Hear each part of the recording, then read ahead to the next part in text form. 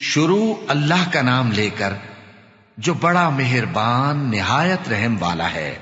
سچ مچ ہونے والی، وہ سچ مچ ہونے والی کیا ہے؟ اور تم کو کیا معلوم ہے کہ وہ سچ مچ ہونے والی کیا ہے؟ وہی کھڑکھڑانے والی جس کو سمود اور عاد دونوں نے جھٹلایا۔ سو سمود تو زبردست زلزلے سے ہلاک کر دیے گئے، رہے عاد تو ان کو نہایت زوردار آندھی سے تباہ کر دیا گیا۔ اللہ نے اس کو 7 رات اور 8 دن ان پر چلائے رکھا، تو اے مخاطب تو ان لوگوں کو اس میں اس طرح گرے ہوئے دیکھتا جیسے کھجوروں کے کھوکھلے تنے، پھر کیا تو ان میں سے کسی کو بھی باقی دیکھتا ہے؟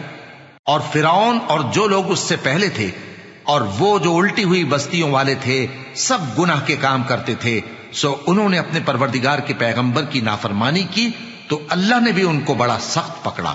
جب پانی طغیانی پر آیا تو ہم نے تم لوگوں کو کشتی میں سوار کر لیا تاکہ اس کو تمہارے لیے یادگار بنائیں اور یاد رکھنے والے کان اسے یاد رکھیں۔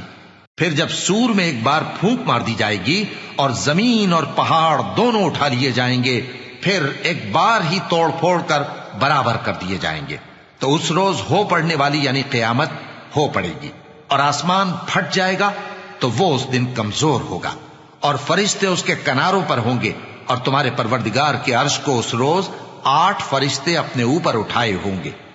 اس روز تم لوگ سب پیش کیے جاؤ گے اس طرح کہ تمہاری کوئی پوشیدہ بات چھپی نہ رہے گی۔ اب جس کا اعمال نامہ اس کے داہنے ہاتھ میں دیا جائے گا وہ دوسروں سے کہے گا کہ لیجئے میرا نامہ اعمال پڑھیے، مجھے یقین تھا کہ مجھ کو میرا حساب کتاب ضرور ملے گا۔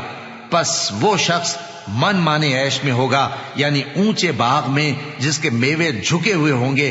ان سے کہا جائے گا کہ جو اعمال تم ایام گزشتہ میں آگے بھیج چکے ہو ان کے عوض مزے سے کھاؤ اور پیو۔ اور جس کا نامہ اعمال اس کے بائیں ہاتھ میں دیا جائے گا تو وہ کہے گا اے کاش مجھ کو میرا اعمال نامہ نہ دیا جاتا اور مجھے معلوم نہ ہوتا کہ میرا حساب کیا ہے۔ اے کاش موت میرا کام تمام کر چکی ہوتی، آج میرا مال میرے کچھ بھی کام نہ آیا، مجھ سے میرا اقتدار جاتا رہا۔ حکم ہوگا کہ اسے پکڑ لو، اب اسے طوق پہنا دو، پھر دوزخ کی آگ میں اسے جھونک دو، پھر زنجیر سے جس کی لمبائی 70 گز ہے جکڑ دو۔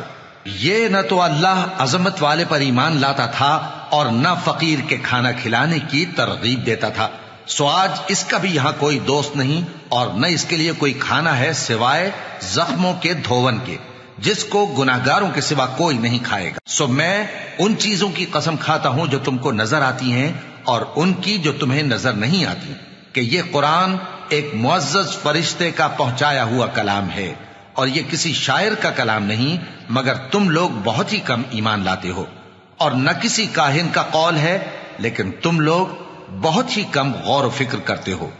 یہ رب العالمین کا اتارا ہوا ہے، اور اگر یہ پیغمبر ہماری نسبت کوئی بات جھوٹ بنا لاتے تو ہم ان کا داہنا ہاتھ پکڑ لیتے، پھر ان کی رگے گردن کاٹ ڈالتے، پھر تم میں سے کوئی ہمیں اس سے روکنے والا نہ ہوتا۔ اور یہ کتاب تو پرہیزگاروں کے لیے نصیحت ہے، اور ہم جانتے ہیں کہ تم میں سے بعض اس کو جھٹلانے والے ہیں۔ نیز یہ کافروں کے لیے موجب حسرت ہے، اور کچھ شک نہیں کہ یہ یقین کرنے کے لائق ہے، سو تم اپنے پروردگار عظیم کے نام کی تسبیح کرتے رہو۔